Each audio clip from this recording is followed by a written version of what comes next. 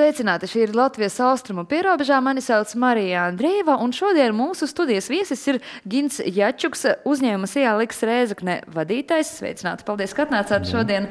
Un pirmkārt, es domāju, ka būtu vērts pastāstīt, kādu uzņēmumu jūs pārstāvat, ar ko šis uzņēmums nodarbojas, ko jūs darat? Es pārstāvu uzņēmumu SIA Liks Rēzekne, jūs minētu, un mēs nodarbojamies ar sēriju veida metāla apstrādes darbiem.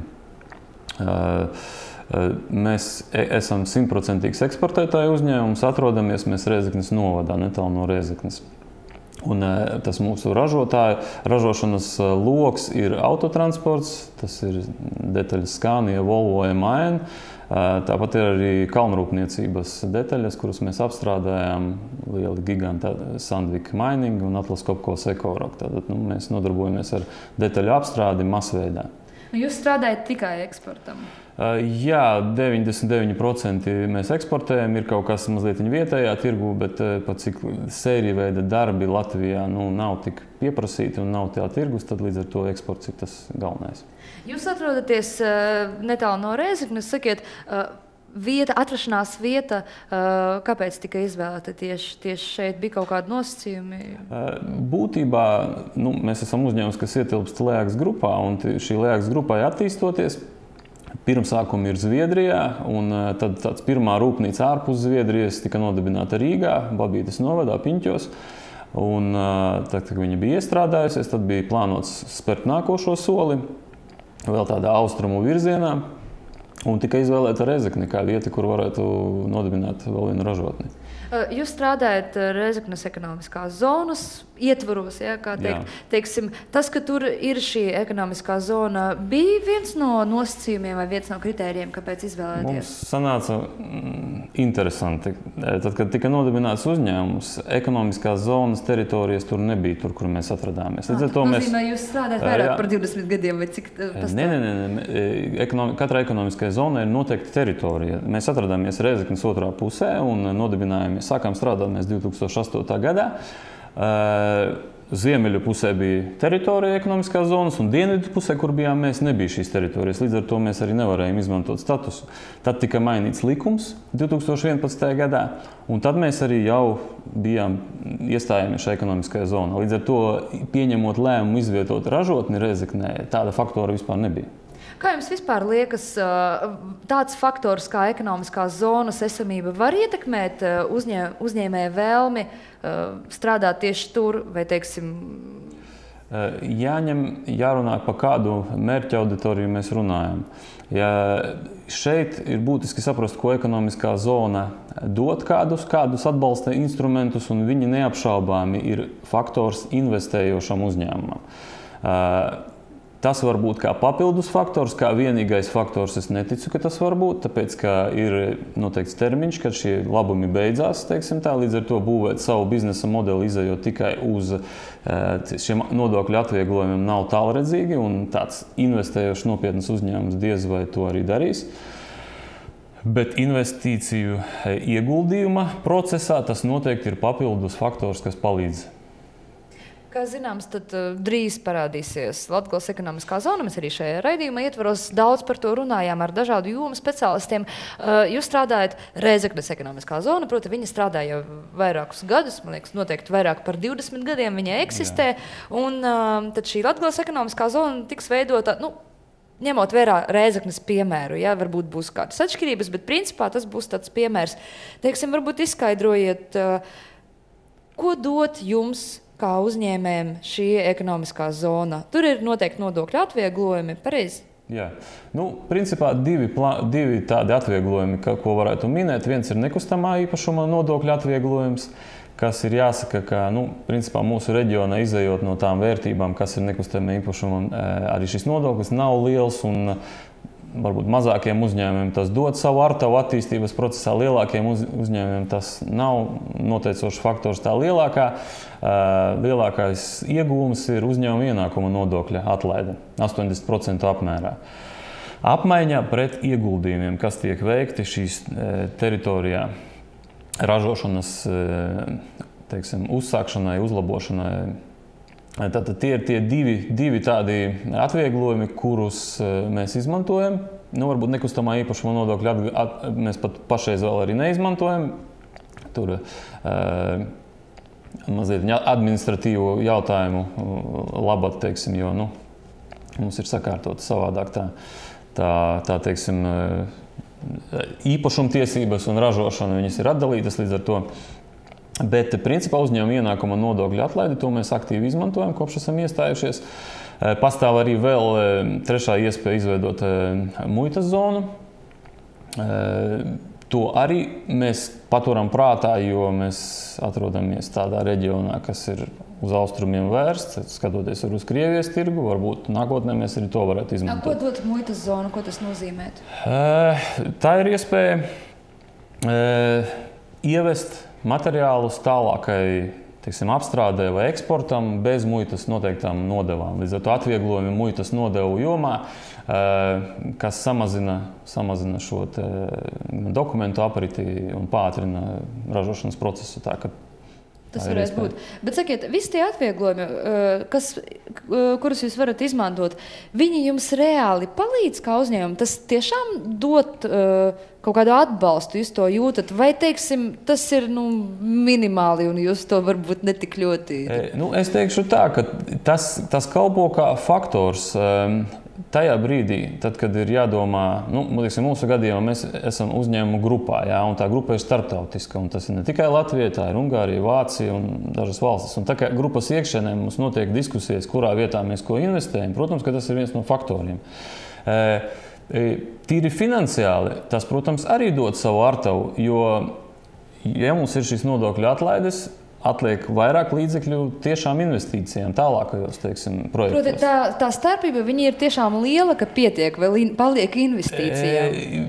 Jā, tas ir, protams, atkarīgs no tā, cik liela ir peļņa un cik tad ir tā atlaide, bet neapšaubām mēs varam teikt tā, ka nopelnīt €1 Rezeknes speciālajā ekonomiskā zonā ir lētāk nekā jebkur citur Latvijā, Zviedrijā, piemēram, vai Ungārijā. Tāpēc tā ir tā priekšrocība nopelnīt šeit, nevis kaut kur citur.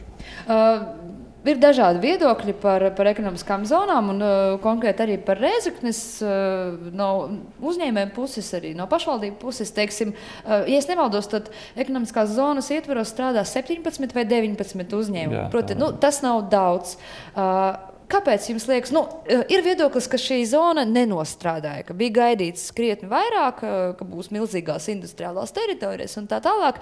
Tas nav noticis. Ir vairāki ļoti veiksmīgi uzņēmumi, kuri strādā, bet tomēr tas nekļuva par tādu vispārēju atbalstu, teiksim, reģionam. Kā jums liekas, kāpēc? Vai tas tā nav? Varbūt man nav taisnība. Es skatītos mazliet no citas puses. Speciālā ekonomiskā zona ir atbalsta instruments kaut kādam strateģiskam mērķim valstī. Tātad, ko mēs gribam attīstīt un kur? Ja mēs gribam saglabāt kaut kādu transporta mezglu, kas ir Rezekne, pieņemsim, tā noteikti ir dzelzceļa mezgls Rīga, Maskava, Pēterburga, Varšava, tas joprojām tur ir, tāpat arī ceļu mezgls. Tātad tās ir metāla apstrādes tradīcijas, koku apstrādes tradīcijas. Ja mēs to gribam saglabāt, mēs izmantojam šo instrumentu un atbalstam. Un tiešām tā Rezeknes speciālas ekonomiskas zonas teritorija darbojās uzņēmumi, kas pārstāv katru no šiem sektoriem. Tas ir tieši tik daudz, cik ir investoru interese. Protams, ka te ir jāsaprot, ka tā ir noteikta investoru grupa, kas var būt ieinteresēta, jo mēs nerunājam par visu nodokļu atlaidēm. Speciāla ekonomiskā zona, vismaz man nav zināms, ka būtu, teiksim, tāda zona, kur jūs ienākat un jums katram nodoklim ir atlaide. Tā nav, ir noteikti nodokļi, kas stimulē varbūt lielākus investorus tur darboties. Un lielāku investoru varbūt arī nav nemaz tik daudz. Un, protams, arī konkurence starp šīm ekonomiskajām zonām, kas nav vienīgā. Gan Rezekne, ir Lietuvā ārkārtīgi daudz tagad izveidotas. Viņa arī pastāv šī konkurence. Līdz ar to es uzskatu, ka tas ir adekvāti ieguldītajiem pūliņiem. Un arī šeit jāsaka, ka labāk ir, ka ir šādi 17 vai 19 uzņēmumi. Nekā viņi varētu arī varbūt nebūt, jāteiksim. Vai arī viņi varētu būt mazāki. Jo katram uzņēmumam, arī mūsu uzņēmums ir sācis savu darbu un izaudzis no 15 cilvēkiem līdz 145.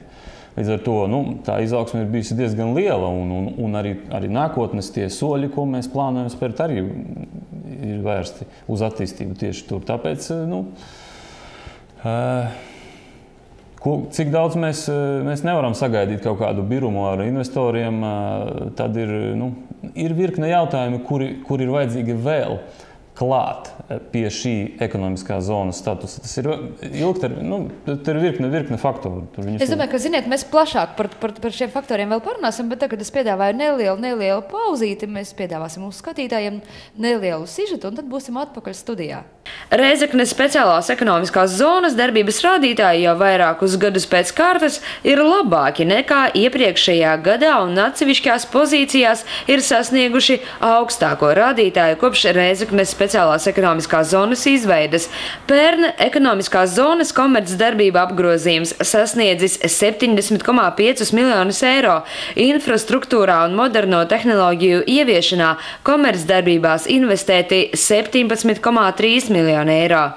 Lielākais apgrozījums ir uzņēmumos Verems RSSIA 29,9 miljonu eiro, New Fuels 15,4 miljonu eiro un Liaks Rēzekne 12,2 miljonu eiro. Kopumā Rēzeknes speciālās ekonomiskās zonas komercdarbības ir investējušas attīstībā vairāk nekā 130 miljonus eiro. Ekonomiskās zonas komercsabiedrības 2015. gadā nodarbināja 811 strādājošos, kas ir par 39 cilvēkiem vairāk nekā 2014. gadā. Ar Rēzeknes speciālās ekonomiskās zonas komercsabiedrības statusu šogad darbojās 18 kompānijas, un kopš 2009. gada to skaits ir palielinājies 2 reizes.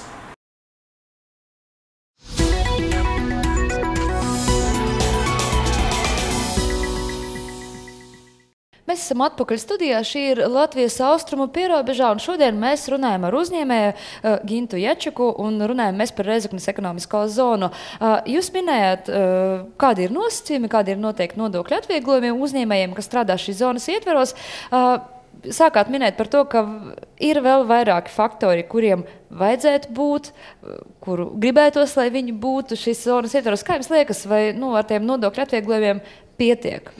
Nodokļu atvieglojumus es minēju, bet vēl virkne faktoru, ko var minēt. Viens ļoti būtisks faktors, kas ir saistībā ar ekonomiskām zonām, tas ir šī veidojuma atbalsts, informativitāte un caurskatāmība uzņēmējiem. Tāpēc, ka uzņēmējs griežas ekonomiskajā zonā ar palīdzības lūgumu gan nodibināt uzņēmumu, gan atrisināt jautājumus, problēmas, un tieši šis kontakts, šī saskare ar šo pārvaldi ekonomiskās zonas un arī ar vietējo pašvaldību, jo bieži vien šī ekonomiskā zona ir kā tāds vidutājs starp pašvaldībām, kuru teritorijā atrodas uzņēmējs. Un cik efektīvi strādā šī pārvalde, tas ir ļoti būtiski, jo laiks ir tas, kas uzņēmējiem ir ļoti bieži no svara sākot dažādus projektus. Tas ir viens būtisks moments, to nevar šo būtiskumu samazināt. Tāpēc, skatoties uz Latgales ekonomisko zonu, rodas jautājums, cik tā būs caurskatāma un pieejama konkrētam uzņēmējam konkrētā vietā. Jo Latgale ir plaša teritorija, tur ir daudz uzņēmēji ar savām vietējiem prasībām un interesēm, jo ir dažādu jautājumu gan ar dažādiem valsts dienestiem, kuri jārisina. Un tad ekonomiskā zona viņa palīdz, viņa organizē tikšanos, viņa, izdara šo tādu varbūt organizatīvo darbu. Tas ir viens faktors. Tālākie faktori neapšaubāmi attiecās uz visu ekonomisko situāciju valstī kā tādu. Tie ir, ja skatās ilglaicīgi, tas ir medicīniskās aprūpes pieejamība, izglītības pieejamība, jo investors skatās uz to, vai jums ir darba spēks un cik ilgspējīgs viņš būs dotajā teritorijā, vai viņam ir iespēja izglītoties tajā sfērā vai līdzīgā, vai viņam ir iespēja. Par to ir ļoti reti, kurš domā, ka liekas, ka investors, uzņēmējs, ja viņš atvērs uzņēmumu, labi, viņam ir jābūt tur, lai būtu cilvēki, kas strādās, bet ka īstenībā arī tās citas nozares tiešām ir ļoti svarīgas. Tad mēs nonākam līdz tam, ka jautājums ir tāds, ir terminētājs ekonomiskās zonas atbalsta instruments Latgalē. Tā ir liela daļa Latvijas teritorijas, un tad ir pārējā Latvijas teritorija, kur darbojas esošā likumdošana. jebkura sakārtošana vispārējā Latvijas līmenī, viņa nesīs efektu arī šai Latgales zonai. Un plus vēl šie divi instrumenti, šīs divas nodokļu atlaides. Bet, principā, lielajam ilgtermiņa investoram interesē arī visi šie jautājumi, tāpēc, ka, teiksim, gan šis cilvēku resurss, tas ir ļoti, ļoti no svara, ja mēs saliekam. Plus ir birokrātiskie šķēršļi, protams, arī. Cik vienkārši ir kārtot, teiksim, jautājumus, atrodoties, cik vienkārši ir iesniegt atskaites. Jo brieži vien tas, var arī mazākiem uzņēmumiem vai arī lieliem uzņēmumiem dažreiz arī nav nemaz tik vienkārši. Kāda ir šī teiksim, iespēja ātri darboties un efektīvi šajā jomā. Un, protams, visi pārējie makroekonomiskie rādītāji, ko mēs varam minēt, tas ir loģiski, ka uzlabojot tos, investīciju vide uzlabosies. Un arī plus vēl viens tāds, ka jābūt strateģiskam redzējumam, ko mēs gribam redzēt tajā vai citā teritorijā, tāpēc, ka tas ekonomiskās zonas status, viņš beigsies 35. gadā. Varbūt viņu pagarinās vēl kaut kādu laiku. Bet tad tur paliks uzņēmums, kas ražos kaut ko noteiktu, un viņš darbosies noteiktā sfērā. Un kā tas iekļausies Latvijas tautsaimniecībā? Diemžēl es neesmu redzējis tādu izvērtējumu strateģisku. Tam jābūt nacionālās attīstības plānā kaut kur, es nezinu, es neesmu redzējis. Bet tam ir jābūt, jo tad kāda nepieciešamība attīstīt, piemēram, tekstilu nozari varbūt tur, kur nav nekādu izēju materiālu, teiksim, vai tam ir jābūt tādai domāšanai, kur mēs arī varam, un te arī tā konkurētspēja ekonomisko zonu varētu būt, kā, teiksim, piedāvājot labu transporta mezglu, tīri dabiski investoru, teiksim, izvēle kritīs pa labu šai zonai, un varbūt citai zonai būs atkal citas priekšrocības. Te ir tāds, manuprāt, redzējums ir nepieciešams, jo šis instruments labi, tas ir atbalsta mehānisms, cik viņš būs efektīvs. To mēs redzēsim, tie minētie riski. Plus vēl arī, protams, ka pieaugošā konkurence starp ekonomiskajām zonām, lai tur ir gan pozitīvais aspekts un ir arī negatīvais aspekts. Piemēram, teiksim, tas, ka būs labi, tagad ir šeit Latgalē vienīgā ir Rēzeknes ekonomiskā zona, Latgalē būs vairākas diezgan plaša teritorija, bet katrs, teiksim, gabaliņš noteiktai pašvaldībai sadalīts.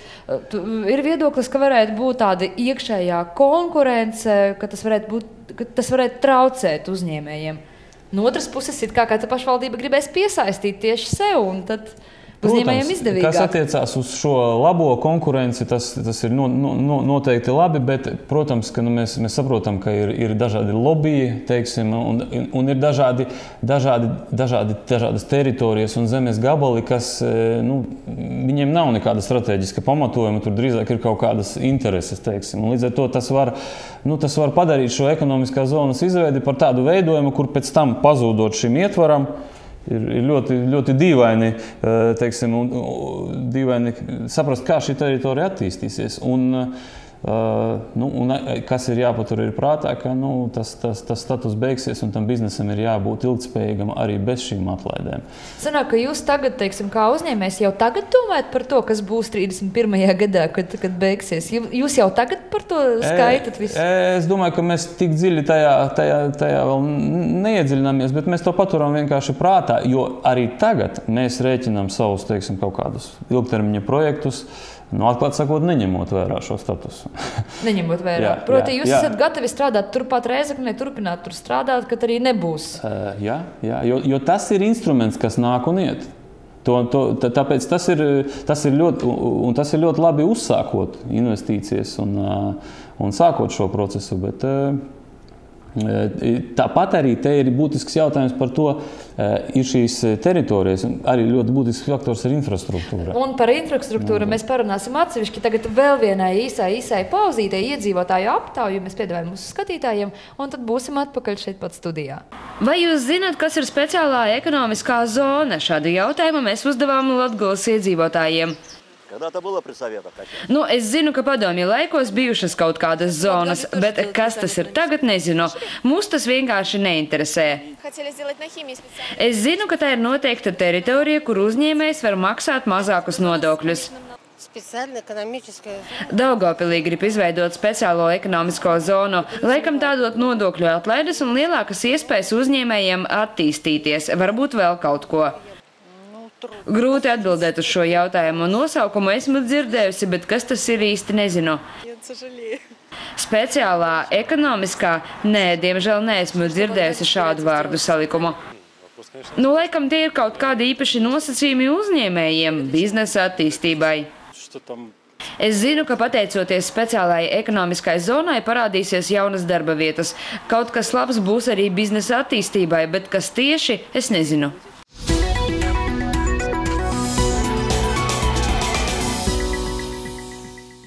Mēs esam atpakaļ studijā, šī ir Latvijas austrumu pierobežā, un šoreiz mēs runājam ar uzņēmēju par Rēzeknes ekonomiskā zonu un par topošo Latgales ekonomisko zonu. Tātad mēs nonācām pie tādas svarīgas tēmas kā infrastruktūra. Proti, doma izvēlēties kaut kādu tukšu lauku, kur nekā nav, un cerēt, ka uz šo vietu atnāks miljons uzņēmēju, un tur kaut kas būs, cerēt uz to nevajadzētu. Tur arī nekā nebūs, kā es saprotu. Kādi ir tie nosacījumi, kāpēc uzņēmējiem ir jāatnāk? Jā, jo, protams, ka tādā ideālā gadījumā speciālā ekonomiskai zonai būtu jābūt tādam industriālajam parkam, kurā būtu teritorija ar skaidrām īpašuma tiesībām, vai nu tās ir pašvaldība iznomā, vai nu ir iespēja nopirkt par kaut kādu, teiksim, saprātīgu izmaksām, tirgus cenām atbilstošām. Tur būtu jābūt piebraucamiem ceļiem, kas ir kārtībā un ir iespējams pa viņiem piebraukt arī dienā strādājot ar kravas transportu. Tur jābūt elektrības pieslēgumam. Un šīs tādas, principā, 3 lietas, bez viņām var pretendēt tikai uz ļoti liela investoru ienākšanu, jo tas nozīmē, ka startā būs ļoti lieli ieguldījumi jāveic un būs jāgaida ļoti ilgs laiks, jo mēs zinām, ka, teiksim, elektroenerģijas pieslēguma izveide, tas brīžiem ir neprognozējami, palielināšanas jaudu. Tāpat arī, principā, ir jābūvē viss no jauna. Tas nozīmē, ka to var atļauties liels investors, kam ir pietiekoši apgrozāmie līdzekļi, kas var viņus iesaldēt uz kaut kādu noteiktu laiku. Ja gribam piesaistīt tādus, kas ir, teiksim, varbūt mazāka izmēra uzņēmumi vai kuri šaubās, kuri skatās, kur ir labāk, tad, protams, ka ir jābūt jau kaut kādai sagatavotai infrastruktūrai. Mūsu gadījumā, es runāju varbūt, gan Rēzeknes, gan arī zinot, teiksim, to apkārtējo situāciju, principā, tādu laukumu viņu jau nav, teiksim.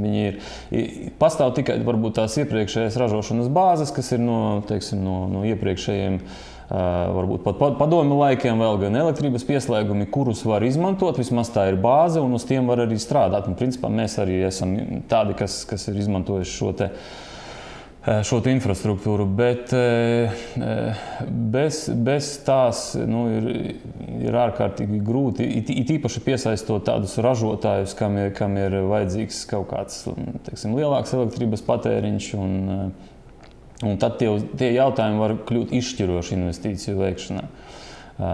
Kaut vai tās pašas elektrojaudas pietiekamība vai nepietiekamība. Tas ir teiksim, gan šīs teritorijas plānojums, kādas ir apkārtējās teritorijas, kas ir ap to jūsu ražošanu, kādi ir jūsu kaimiņi un tam līdzīgi, jo tas ir atkal atkarīgs no tā, ja jūs veicat varbūt kaut kādu, teiksim, ķīmisko apstrādi vai tādas lietas, protams, ka tad jums ir jāatrodas kaut kādā tādā zonā, kas nav apdzīvojama, teiksim, vai maz apdzīvota, lai būtu, teiksim, tas neradītu tādus kaut kādus papildus riskus. Līdz ar to tam jābūt tādām, šīm teritorijām jābūt aprīkotām un pārdomātām. Un tad viss var izveidoties. Bet tas jautājums, ko arī, teiksim, uzdot arī mūsu partneri, kas dažreiz atbrauc, un viņi saka, mēs arī varbūt gribētu, teiksim, būt jūsu partneri šeit, kur mēs varam uzsākt savu darbību. Tad ir tas jautājums. Visi šie faktori attiecīgi, dažreiz ir arī gāzes pieejamība un tādas visas šīs praktiskās lietas, interneta pieejamība, arī optiskā interneta pieejamība. Vai jums liekas, ka ar tādām teritorijām mums varētu būt problēmas? Tieši tāda gatava, sakārtota vide, nāc un strādā un būvē. Ar to ir problēmas, jā, jo, protams, ka tiek darīts, bet vienalga tur darāmā ir pārējiem, tāpēc, ka nav viens tāds piemērs, ka, teiksim, Rezeknes ekonomiskajā zonā arī viens uzņēmums izbūvēja sev ražošanas teritoriju atbilstošu mūsdienu prasībām. Tad viņš tirgus iespējā viņš savu darbību beidza, bet šī ražošanas teritorija viņa nestāvēja tukša. Viņa tikai cits uzņēmums diezgan operatīvi izmanto šo teritoriju, un tas liecina par to, ka, ja šādas teritorijas ir, viņas ir pieprasītas, bet viņu īsti nav, patiesībā sakot. Jā, un bieži vien, teiksim, pašvaldība ja nestrādā daudz uzņēmēju, viņiem nepietiek jaudas pašai nodarboties ar infrastruktūras izbūvi, un tad sanāk, ka tomēr vai piesaistīt valsts līdzekļus vai Eiropas līdzekļus, bet kaut kur atrast naudu šeit. Tāds apburtais loks nedaudz. Jo te ir pat tādi faktori, es minēšu, piemēram, ceļa izbūve Rīga-Rezekne, pieņemsim, remonts šī ceļa. Ceļš, protams, izbūvēt, bet remonts. Piemēram, Viļāni-Rezekne, jūs teiksiet, kā tas var ietekmēt uzņēmēju darbības vidi? Tas var ietekmēt tādā veidā, ka jūs atbraucat 5 minūtes ātrāk vai 10 uz Rezekni, tādā veidā, ka vedot, teiksim, klientus vai piegādātājus, jūs tomēr rādat sakārtotāku vidi. Jā, nevedat pa kara lauku. Jā, jūs rādat, ka šī teritorija ir attīstīta, ka te ir, teiksim, normāli pievadceļi, un tas spēlē savu jomu. Un tie investori tie ir diezgan, teiksim, tā praktiski cilvēki. Viņiem daudz labāk strādā tas, ko viņš ir ieraudzījis tā infrastruktūrā, nevis tādi baigie solījumi un tāds, kaut kāda nākotnes vīzijas, teiksim. Jebkurš praktisks sakārtot solis, tas uzreiz ir reklāmas punkts šai teritorijai. To, ko uzreiz var izmantot un zināt, ka ir, nevis domāt par vīzijām. Un tas arī investoram arī dod to atgriezenisko saiti. Viņš saprot, šeit investori ir gaidīti, teiksim, notiek arī darbs ne tikai ārpus šīs ekonomiskajā zonā, teiksim, bet arī apkārt. Mēs redzam, ka reģions attīstās, tiek ceļi sakārtojās, varbūt nākotnē būs arī kāda lidosta, pieņemsim, notiek runas, kas arī būtu būtiski, jo dažreiz, teiksim, tās 3-4 stundas no Rīgas, teiksim, tas ir no svara, tas ir diezgan ilgs. Tā kā te ir virkne tādu faktoru, kur daudz kas ir darāms. Labi, diemžēl mūsu laiks šodien ir beidzies. Paldies jums milzīgs, ka atnācāt, ka izskaidrojāt, kā darbojas Rezeknes ekonomiskā zona, pastāstījāt par niansēm, kas ir svarīgas uzņēmējiem, investoriem. Un, diemžēl, laiks mūsu ir beidzies. Paldies mūsu skatītājiem, ka bijāt kopā ar mums. Tiksimies jau nākamajā nedēļā.